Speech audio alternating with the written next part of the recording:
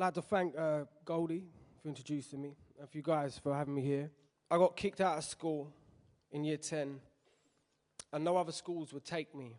I had to go to a pupil referral unit, which is also known as a PRU. I went to Tunmarsh Centre in Plaistow. And at this school, I was there with other kids from a lot more dysfunctional families than me.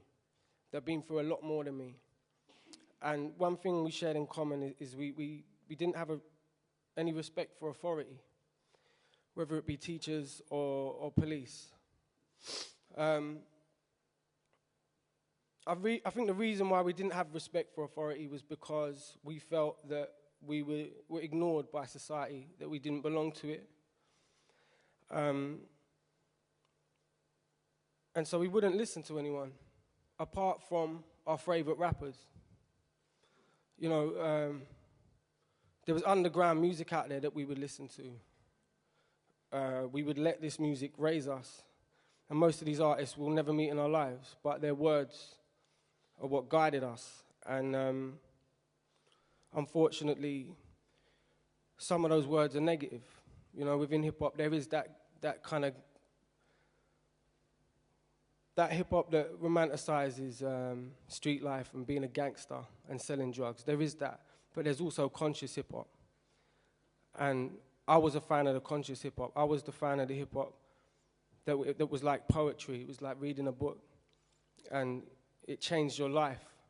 Just one sentence could change your life. And I realized that this was a powerful tool, and I wanted to change things. I wanted to change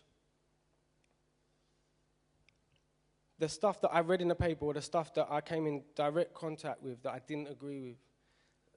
Damalola Taylor was 10 years old when he lost his life. He was stabbed by a kid that was maybe only 3 or 4 years older than him. This is a child killing another child. I didn't agree with this. I didn't agree with the mentality that a lot of these kids was going around with, but I understood why they was going around with it. I understood that they was from broken families. They had parents that were probably alcoholics, drug addicts, dysfunctional, that raised them up to believe they could never make anything of themselves because them as parents never made anything of themselves. There's a lot of kids that grow up in families where they're abused, whether it be physically or mentally.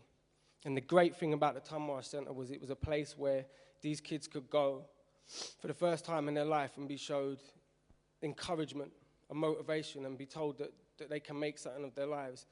And this school changed my life. And I watched Goldie's TED lecture from last year, and he said basically the same things that I'm saying today, that there's one person out there that can change these kids' lives, you know. They can come from a negative family environment. They only have to bump into one person that can plant one positive seed in their head and in their heart, and it can change their life. And Tunmarsh Centre was full of, you know, these positive teachers. And when I left there, I went on this journey through hip-hop music. And I decided to write an album that tried to reach out to these kids and tried to, almost, in some ways, I guess, be a father figure to these kids because they was parentless. And that's what my first record was. I found that with my first record, there was a lot of stumbling blocks. The music industry, the way that it works, you know, it's not built for the way I make hip-hop music. If I want to talk to these kids, if I want to get through to them, I've got to talk in their language. I've got to swear. I've got to talk about violent, negative things because that's what they're attracted to. But my methods of trying to teach positivity were unorthodox. I wanted to hook them in by making my hip-hop on first listen sound like it was the rest of the hip-hop out there. But when you listen deeper, you'd actually find that there was a meaning within it, and it was positive. It wasn't glamorizing gang culture. It was exposing it for what it really was, the grim reality, that if you get shot 9 times, you're gonna die, all right?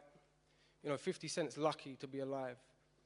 But in reality, you get shot once, you're gonna die, you know, and I guess the first album was almost like the anti-smoking campaigns, you know, where you'll see a main artery with, you know, a load of shit coming out of it, is to try and scare us into not smoking, to think about our actions, and that's what I think the first record was. And it was very hard to get it played on radio.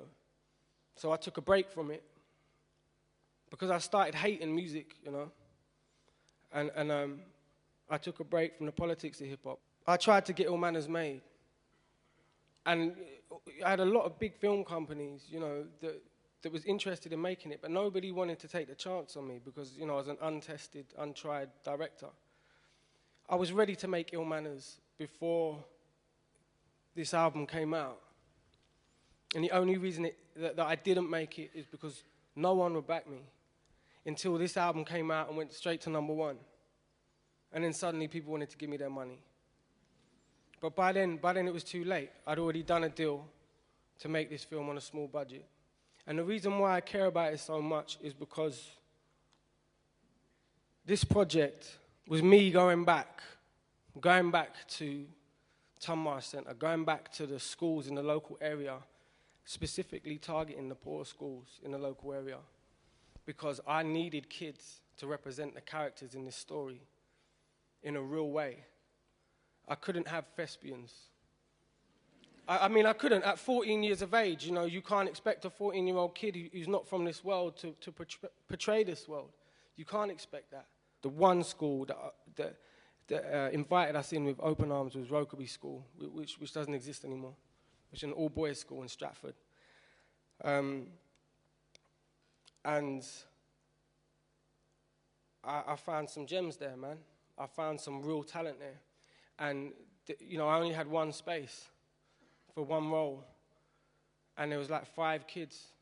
But one of the kids that didn't make it into my film, off the back of us knowing about him and the casting director taking another job, he got the main part in Top Boy. So the young man in Top Boy is someone that, through failing to get into my film, got another opportunity off the back of it. And that filled me with even more purpose. So when you got these kids giving you 100%, and they're believing in you and expecting you to pull through for them, how could I neglect this project? How could I enjoy the success of Strickland Banks? I couldn't, not coming where I come from. So I'm going to play you a little bit of my next single, and we'll talk about it afterwards.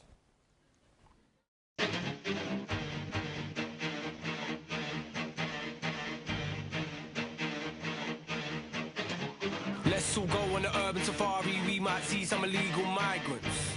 Oi, look, there's a chap, that means council housed and violent. He's got a hoodie on, give him a hug. A second thoughts don't, you don't want to get mugged. Oh shit, too late, that was kinda dumb. Whose idea was that? Stupid, he's got some fun. Ain't we all? Be the joker, play the fool. It's politics, ain't it all? Smoke and mirrors, April Fools. All year round, all in all. Just another brick in the wall. Get away with murder in the schools. Use 4-letter swear words cause we're cool. We're all drinkers, drug takers. Every single one of us runs the herb. Keep on believing what you read in the papers. Council estate is gone with the herb. Thinking our life on the council estate is from everything you ever read about it or heard. But it's all true, so stay with your safest. There's no need to step out the bird. Truth is here, we're all disturbed. We cheat and lie, it's so absurd. Feed the fear, that's what we've learned. Fuel the fire, let it burn. Oi! I said oi! What you looking at, you little rich boy? We're poor, round here, run home and lock your door. Don't come out here no more, you could get run for. Real, yeah, because my mind is ill. My mind is ill. For real, yeah, you know my mind is ill. My mind is ill. You could get lost in this concrete jungle, new bills keep springing up out of nowhere. Take the wrong turn down a one-way junction, find yourself in the hood, nobody goes there. We got an eco-friendly government, they preserve our natural habitat, built an entire Olympic village around where we live about pulling down any flat.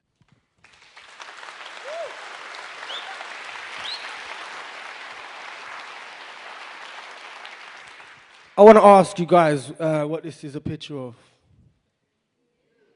A what? A youth? Oh no, that's not me. No.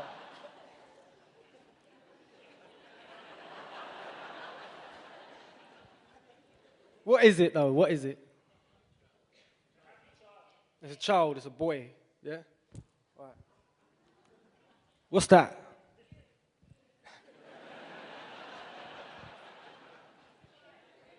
It's funny you should say that because that's the point I'm getting to next. What is it though? Who just said chav? Right, it's a chav, right? It's got a Burberry cap on and everything. It's a chav. What does the word chav mean? Yeah, that's what it means now, but what did it used to mean? It did, yeah. The term may have its origins in the Romany word chavi, meaning child. Now, my godfather used to call me chavi. He used to call me chav. It was affectionate. I used to enjoy it. I used to like it when he called me that. And then in 2004, I think it was Michael Carroll, the lotto lout, won 9-point-something million in the lottery. And suddenly the papers adopted the word and started using it to represent people like him that looked and dressed like him. But people that look and dress like him, where do they live? They live on council estates, right? Yeah, they're poor. They're the underclass. So what does that word mean now? What does it stand for? Now, I state, this is what I believe, it stands for council housed and violent. Yeah? Because people like Michael Carroll, people like the guy up there that dress like that, commonly come from council houses. And ignorant people, you know, they settle their differences using violence, right? They do, because they're not educated enough to settle it any other way. So this word is derogatory. It's a word that is used to ridicule and label people that come from a less uneducated background than the rest of society. For me, it's no different from similar words used to be prejudiced towards race or sex. The difference is, in this country, we openly say the word chav. The papers openly ridicule the poor and less fortunate, openly. If you've done the same thing with race or sex, there'd be public uproar, and rightly so. But why is it any different with this word? This is how I believe.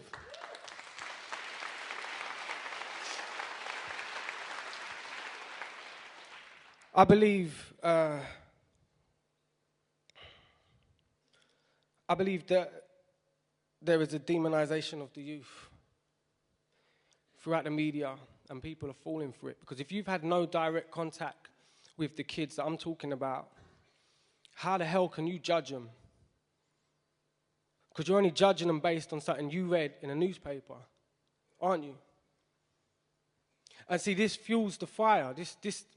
If you call kids words that are derogatory to them just because they was unlucky enough to be born into a family that couldn't afford to give them the education that you had, they're going to hate you. Of course they're going to hate you. And you're going to hate them because of their actions. And it's this vicious circle that goes round. But by calling these kids these words, you push them out of your society, and they don't feel part of the society. You beat them into apathy, and in the end they just say, cool, I don't care, I don't want to be part of your society. And then the riots happen, right?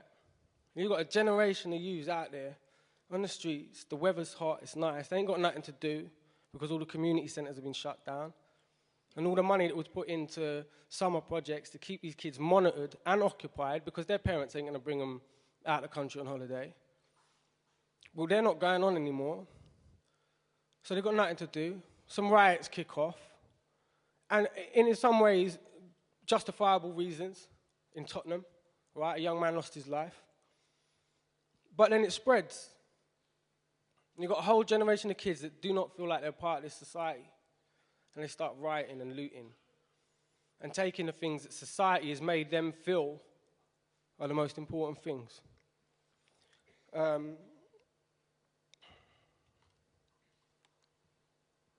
Yeah, sorry, this is the quote. This is from Sheldon Thomas. If you ask how we became a society where young people think it's okay to rob and loot, I respond, how did we get to a society that cares more about shops and businesses than the lives of young people? That's some strong words right there. The media demonized the youth. And when I know this, right? Because when I was shooting Ill Manors, we was in Manor Park, and I had a film crew. We was shooting outside Manor Park train station. And this gang of Asian youths come up to me. One boy come up to me, he said, listen, this is my street. I own this street, right? And you're trespassing on my territory. You need to get all your crew, and you need to leave. And I tried to take him to one side. I tried to explain to him, listen, I'm from Forest Gate. I'm trying to make a film about what it's like to come from ends like this. He was not having it. Okay, he was not having it. And he was up there in my face like that, and his boys were about to kick my head in. And I could see members of the crew that weren't from this environment picking up their gear and saying, let's go, let's run. And I'm like, I'm going to get my head kicked in. But I stood my ground. You know, because there's a destructive part of me that would do that. Rather than back down, I'll try and get one of them, knock one of them at least out. Because where I'm from, that's what you do.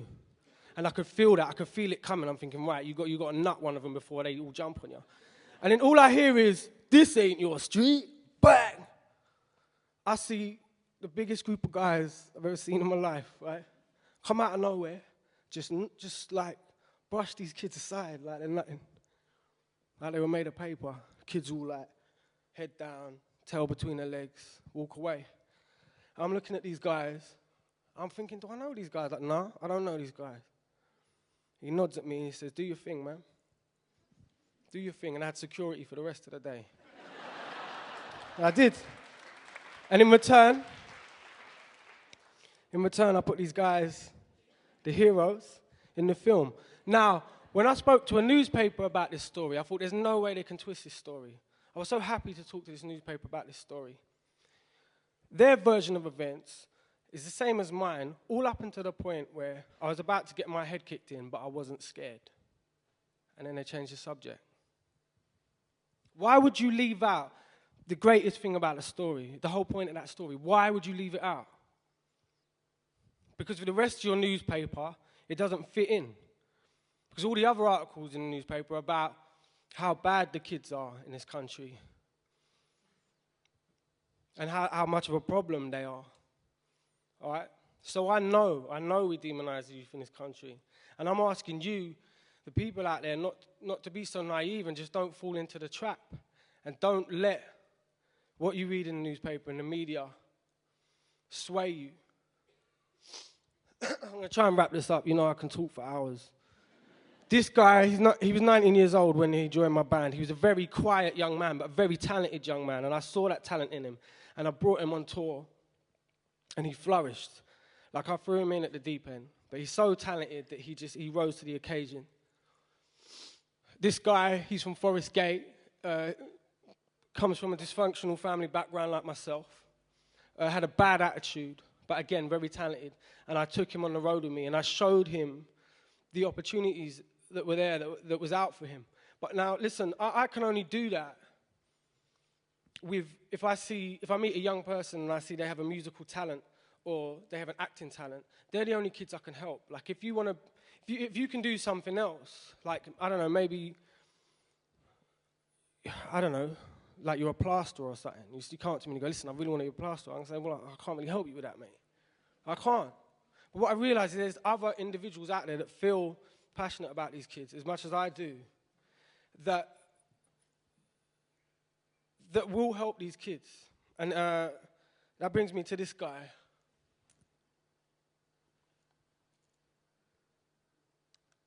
Sorry, that's Ryan. Sorry, the kid I was talking about earlier on from Rokeby School. He's going to be a star, so remember his face. Andrew Curtis. This guy was trained by Vidal Sassoon. Okay, he was offered a very high-paying job. And he says, no, he says, I don't want to take your job, I don't want to take your money. He goes, I want to go and start an academy where we teach underprivileged kids how to cut hair. And so he did. Him and his girlfriend, they got this building, and they set up this salon, and they're living there, and they're putting their hands in their pockets to pay for the things that these kids need in order to be trained, because no one's giving them any funding.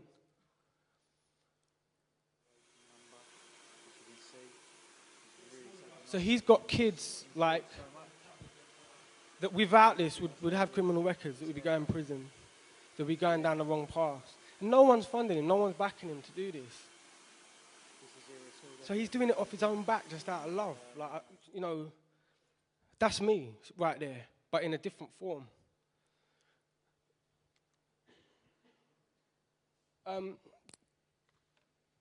Basically, I think my point of this lecture is today, it's going back to what Goldie said in his lecture last year. It's, there's one person out there, everyone in this room knows one person out there they can help that's less fortunate than them. And I'm not talking about help financially, I'm talking about with knowledge, plant that seed, find out what these kids are good at, or what they care about, or what they like, and try and draw it out of them, because it will change their lives, just like it changed Goldie's life, just like it changed my life, just like I've changed people's lives through giving them opportunities with what I'm doing, just like Andrew Curtis is changing people's lives. There's a song by Jacob Miller called Each One Teach One. It's a reggae song. You should listen to that song, because that's all we got to do. The government take our taxes, all right, and we know they don't do the right things with it.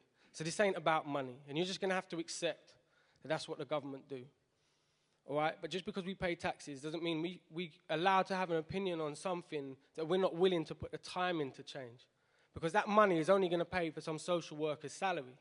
And what's the social worker going to do?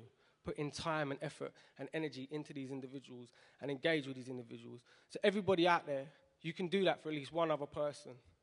And the point of my lecture is to say, I'm one of those people, I'm willing to do that. And if there's anybody else out there, like Curtis, please contact me, because the next step for me is to try and create an umbrella organization that is going to bring in money and disperse it amongst these individuals within their communities, working within their communities, doing positive things with no funding. That's the next step for me. And I just wanted to put it out there in the universe, in the world.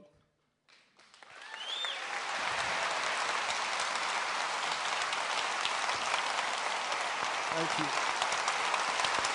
I think that's it, you know. Thank you.